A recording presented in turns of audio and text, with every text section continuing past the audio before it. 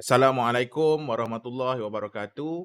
Dalam video kali ini saya akan menceritakan tentang pelaburan dalam Pelan Hala Tuju Peralihan Tenaga Kebangsaan ataupun lebih dikenali dengan NETR. Jadi NETR ni adalah satu polisi penting untuk memandu Malaysia beralih kepada sektor tenaga yang lebih mampan dan tahan lasak. Sektor tenaga ini adalah sektor tenaga yang boleh diperbaharui dan dalam presentasi ini kita akan menerokalah komponen utama NETR dan peluang pelaburan. Jadi mengapa NETR?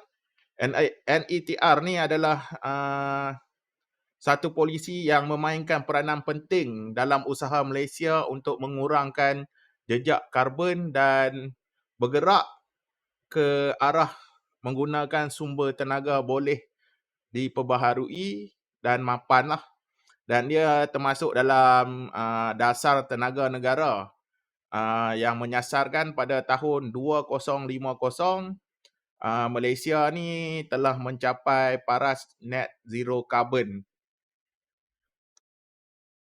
Jadi komponen utama NETR ni ada 4 lah. Yang pertama adalah tenaga boleh diperbaharui, yang kedua kecekapan tenaga, yang ketiga penyimpanan tenaga, dan yang keempat adalah penangkapan karbon, penggunaan dan penyimpanan ataupun CCUS, Carbon Capture, Utilization and Storage. Jadi untuk peralihan tenaga ni kita ada beberapa tuas ataupun tuil lah kan, level dia, iaitu yang pertama adalah kecekapan tenaga, yang kedua renewable energy, yang ketiga hydrogen, yang keempat bioenergy, yang kelima mobility hijau, dan yang terakhir adalah carbon capture, utilization and storage, macam yang saya mention tadi itulah kan. Jadi pertama kita tengok dalam kecekapan tenaga ni, apa yang Malaysia cuba nak capai adalah untuk mencapai jimat tenaga sebanyak 21% berbanding senario perniagaan seperti biasa menjelang 2040. Mengikut pecahan, Pangsa Puri 15%, perindustrian dan komersial 22%.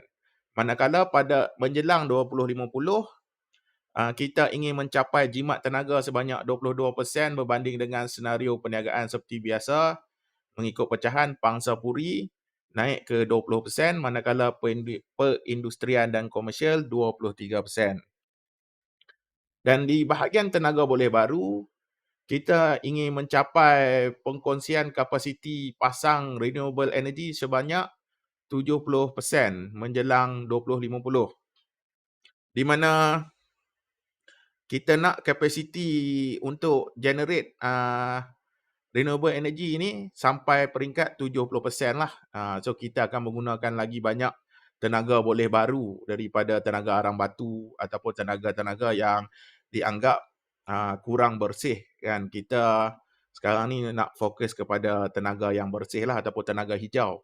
Dan tiada lagi loji jana kuasa arang batu baharu yang akan ditubuhkan. Dan sasaran ni selari lah kan dengan target kerajaan Malaysia untuk 30 tahun akan datang. Dan part seterusnya adalah hidrogen, di mana basically kerajaan ingin sepenuhnya menghentikan penggunaan hidrogen kelabu kan menjelang 2050 dan menghasilkan 2.5 metrik tan hidrogen hijau daripada sumber tenaga yang boleh diperbaharui.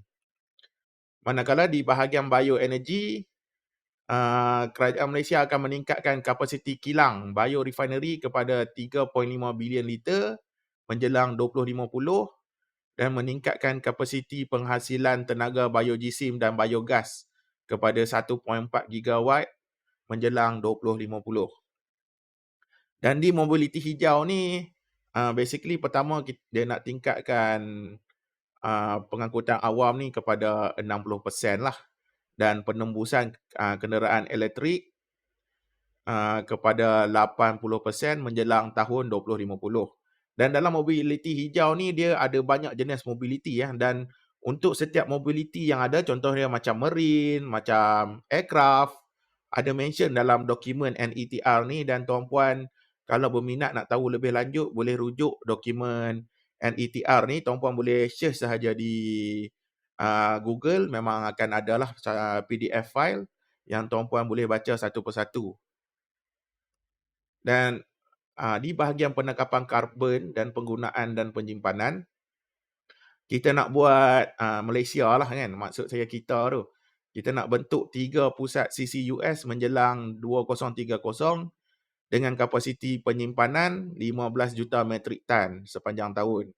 Dan menjelang 2050 kita hendak kembangkan kepada 3 pusat penangkapan karbon dengan kapasiti penyimpanan antara 40 dan 80 metrik tan sepanjang tahun. Jadi NETR ni memberi manfaat lah kepada rakyat, kepada perniagaan dan juga kepada kerajaan lah.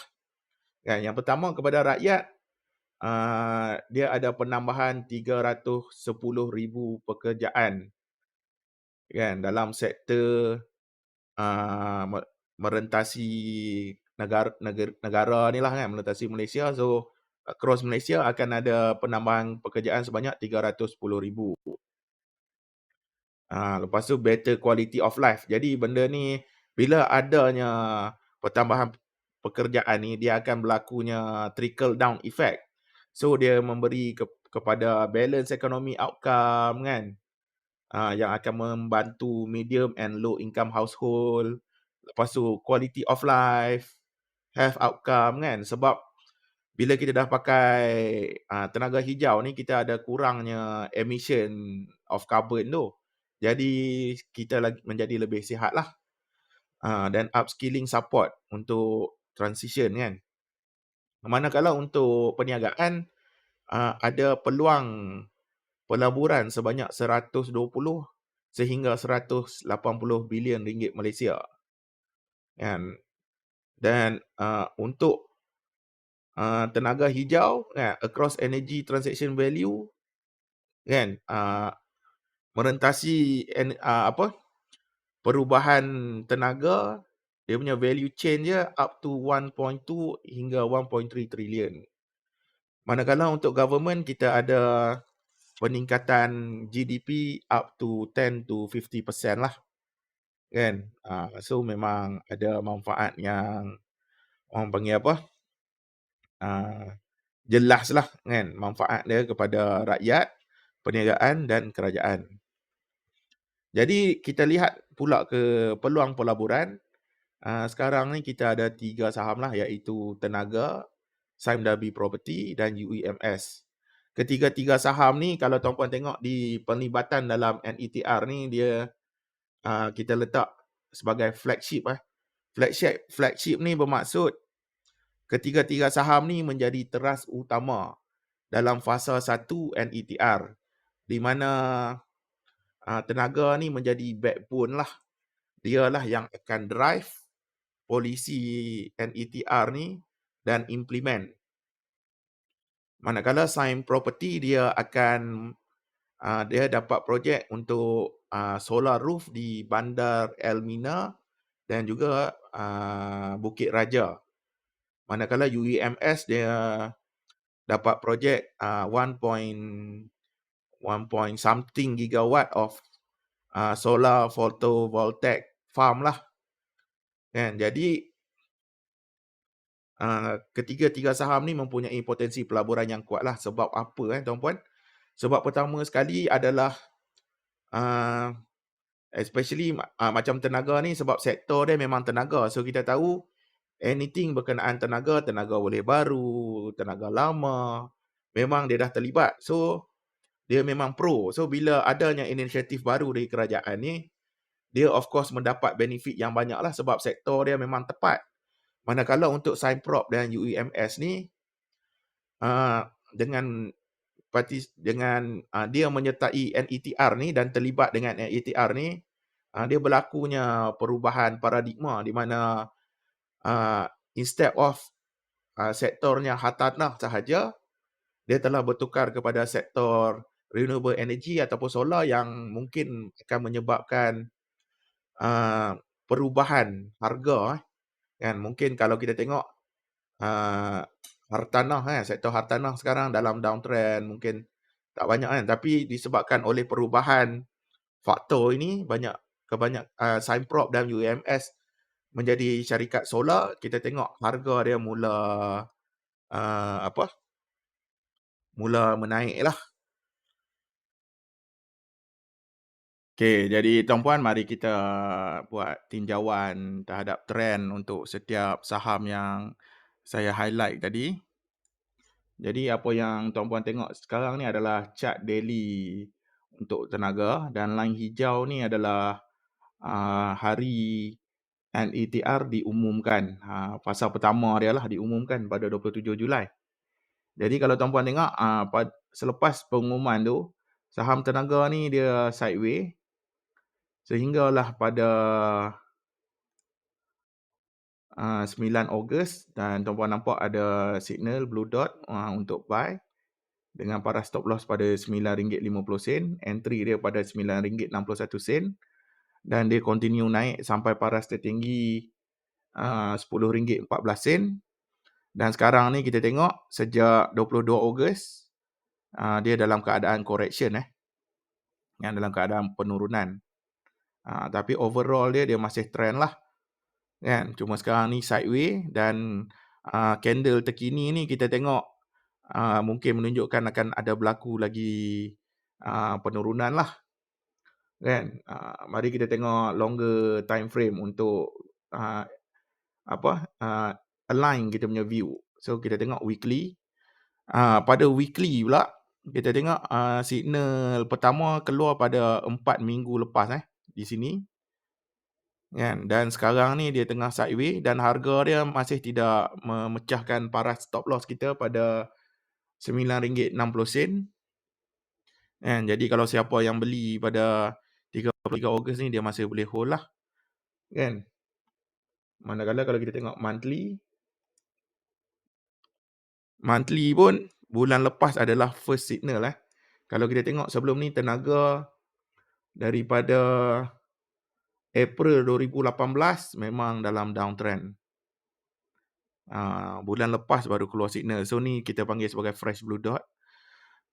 Signal terbaru yang baru keluar lah kan. Bulan ni pun ada tapi harga dia berada di bawah.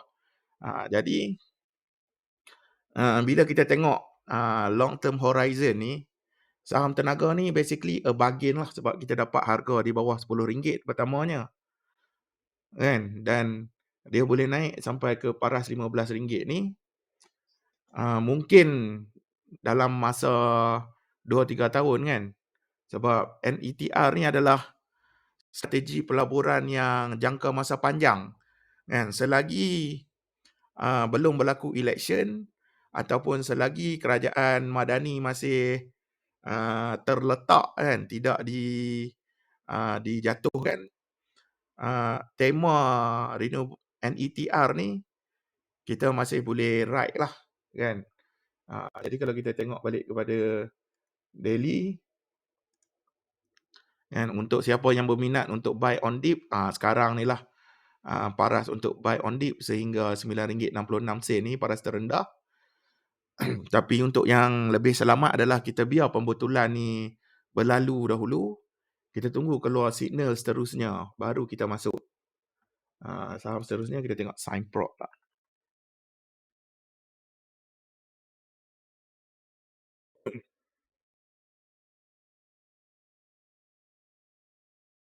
Okey, ini saham Scienprop So pada line hijau ni kita tengok pada hari announcement ni keluar signal juga. Signal yang menunjukkan bahawa trend dia bersambung lah kan. Tapi kalau kita tengok sebelum tu, signal Ecuva dah keluar kan, dan kita pun question lah macam mana, sebab kita tak tahu news kan. So apa yang tuan nampak kat sini, pergerakan di sini adalah pergerakan yang insider saja yang tahu, insider yang buat pembelian ni. Kita tahu dekat sini. Tapi dia once dia dah announce, dia continue naik lagi lah sampai paras tertinggi di 76 sen, dan sekarang dia pull back sedikit dari arah breakout dia kan.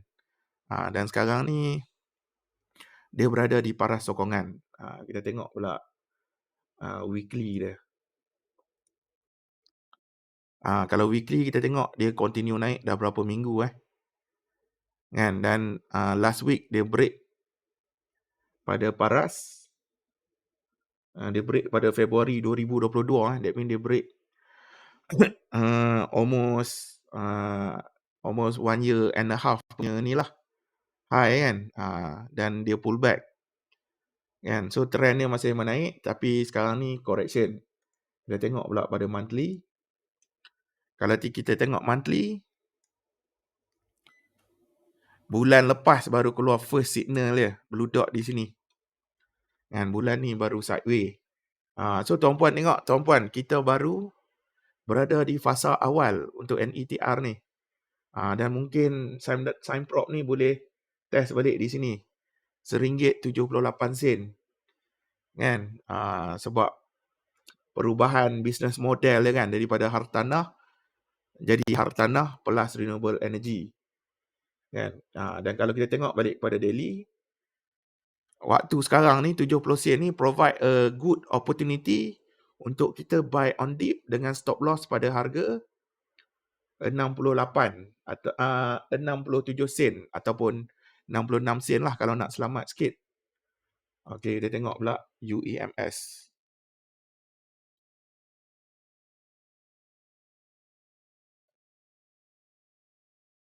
Okey, ni carta UEMS. Line hijau ni line announcement dia. Sebelum tu dah ada pergerakan dia dari bawah lagi. Daripada paras 26 sen. Dia naik. Ni memang insider lah. Unless tuan-puan ada signal AQVA, kita boleh detect daripada bawah. Tapi selepas announcement tu dia sideway dahulu. Sehinggalah pada 11 Ogos di mana keluarnya blue dot. Bila keluar blue dot ni, dia continue sambung naik ke atas sehingga pada 1 September. Manakala pada 5 September keluar candle hitam yang telah memecahkan paras stop loss pada harga 70 sen. Jadi kita exit dahulu dan buat masa sekarang dia dalam keadaan sideway lah. Kan? So kita tengok dulu weekly untuk align kita punya view. Kalau weekly kita tengok memang dia parabolik tiap-tiap minggu daripada 27 Julai punya ni, hari ni baru ada satu candle hitam. So dia memang risky lah. Kita tengok pula monthly. Kalau kita tengok monthly, baru 2 minggu signal dia. Dan sebelum ni memang dia dalam keadaan downtrend daripada Jun 2013. So kita betul-betul dekat bottom. So kalau tuan-puan tengok, tuan-puan rasa kalau tuan-puan tengok daily, harga dia dah tinggi kan, dia mungkin boleh naik lagi tinggi. Apa yang saya suggest tuan-puan buat adalah, kita biar dahulu correction ni habis, kita tunggu next signal. Kan? Sebab possible kalau dia jatuh balik ke support ni, kita dapat harga yang lagi murah. Tapi kalau dia dah break, kita masuk je lah sebab kita terus, dia break paras tertinggi kan, maksud dia nak sambung lagi. Kita follow terus lah. Kan? Kita tak perlu rushing kita biar correction ni develop dahulu. Okey tuan-puan, itu adalah part charting lah. Jadi part seterusnya adalah part cabaran. Sebab tuan-puan bila kita baca plan ni, of course kita tengok plan dia, Masya Allah, padunya. Kan? A lah. Kan? Tapi setiap plan ni of course ada cabarannya. Kan? Cabaran pertama yang kita perlu hadapi adalah kos pelaksanaan yang tinggi. Sebab apa? Sebab kita nak tukar daripada tenaga yang kurang bersih ni ke tenaga yang bersih. Kita kena bagi modal lah kan, untuk set up company. Lepas tu untuk company tu set up pula structure untuk proses renewable energy tu berlaku kan.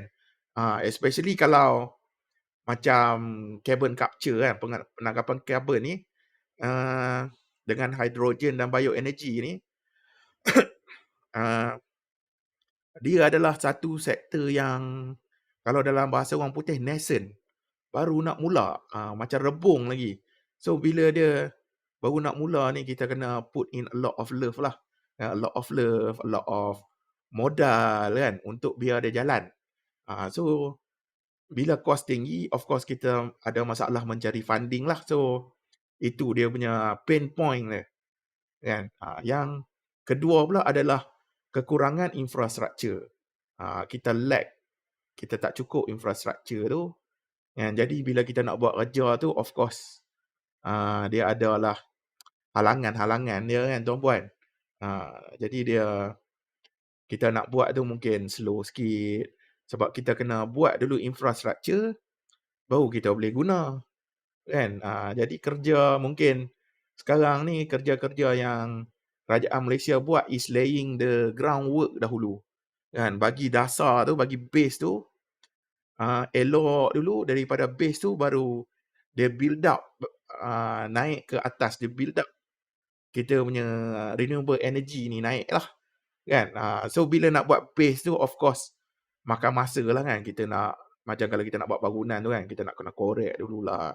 Kita nak kena tanam konkrit dululah, nak kena pacak jerajak dia, benda tu dulu kan. So dia makan masa. So kita nak buat infrastruktur ni menjadi lebih bagus lah.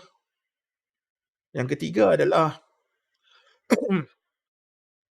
halangan peraturan, di mana kita tak ada apa yang dipanggil regulation yang proper untuk renewable energy lah, sebab benda ni benda baru kan, baru announce.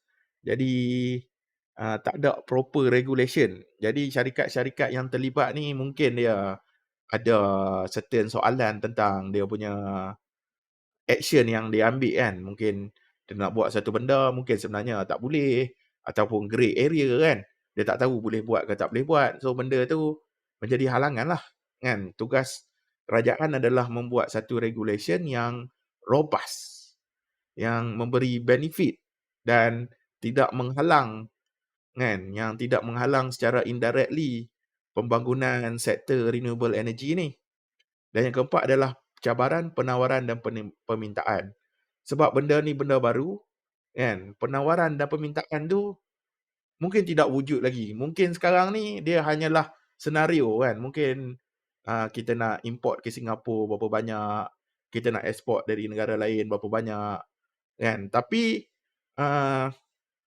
government Malaysia dah ada plan lah kan. Plan pertama dia adalah untuk menubuhkan satu bursa untuk kita trade tenaga ni, dan dia tie in, dia bergantung kepada satu plan yang lebih besar, iaitu ASEAN Power Grid, di mana Power Grid ni menyambungkan semua negara di ASEAN dan akan berlakunya ekspor dan import tenaga elektrik daripada Laos, daripada Thailand, ke Singapura, ke Indonesia dan Malaysia ni. Kalau kita tengok peta, kita ni di tengah-tengah semenanjung.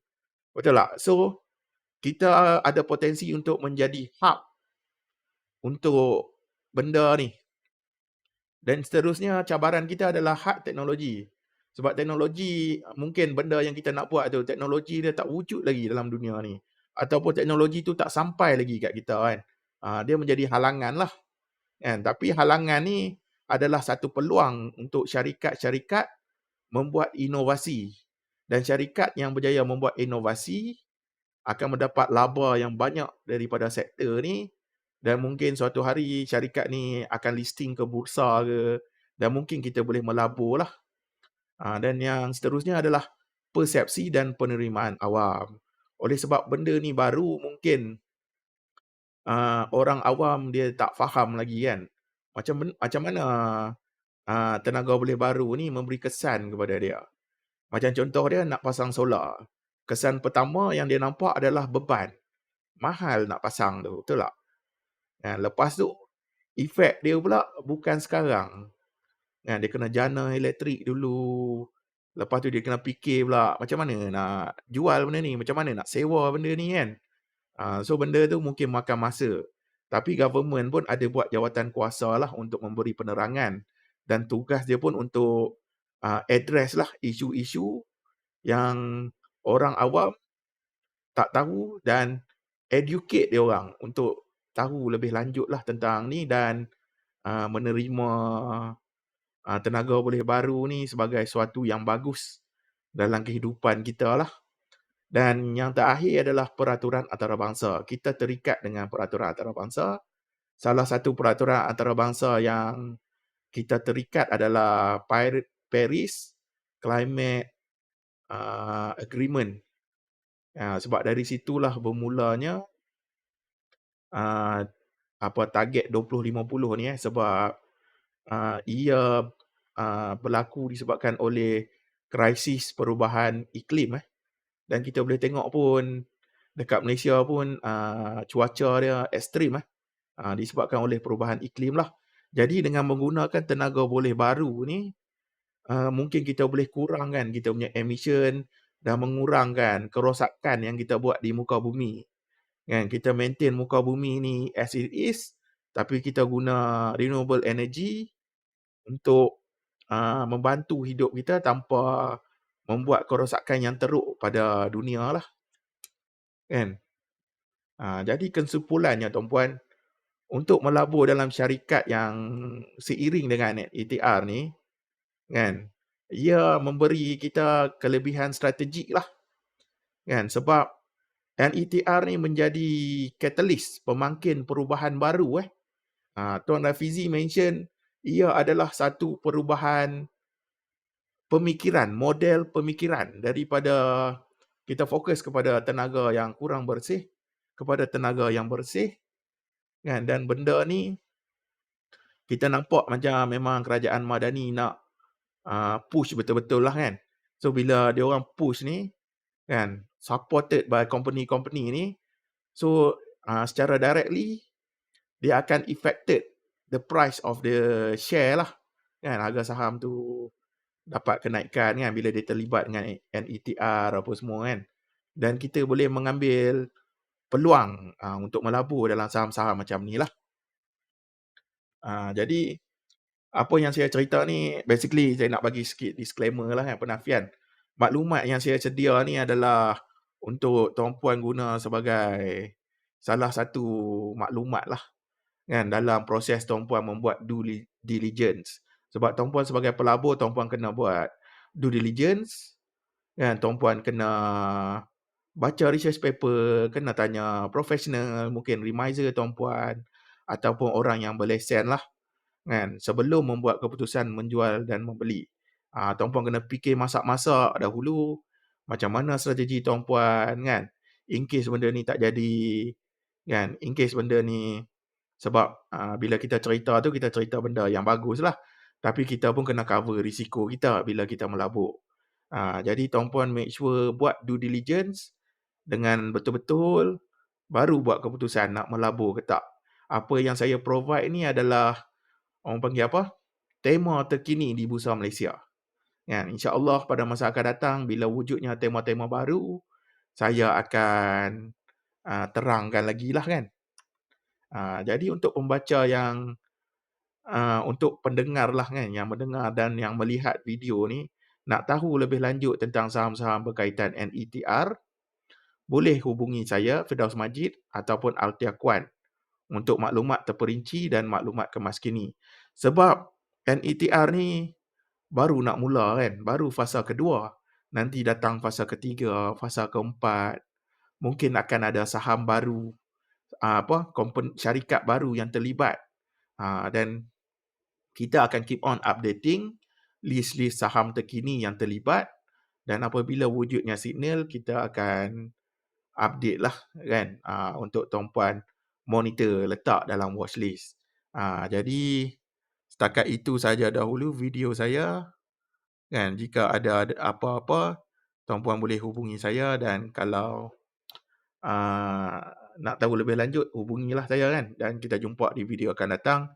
Assalamualaikum warahmatullahi wabarakatuh.